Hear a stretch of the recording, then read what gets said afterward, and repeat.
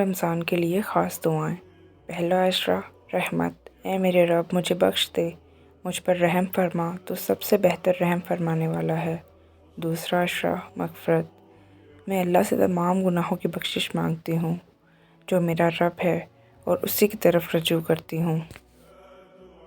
تیسرا عشرہ نجات، اے اللہ بے شک تو معاف کرنے والا ہے، معاف کرنے کو پسند کرتا ہے، بس ہمیں معاف فرما دے۔ اس کے ساتھ کثرت سے لا الہ الا اللہ کا ذکر کریں، یہ افضل ذکر ہے۔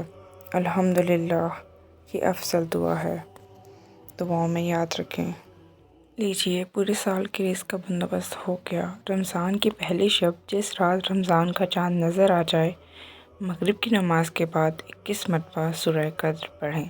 انشاءاللہ پورا سال آپ کی طرف رزق اس طرح سے آئے گا جیسے گہرائی کی طرف پانی۔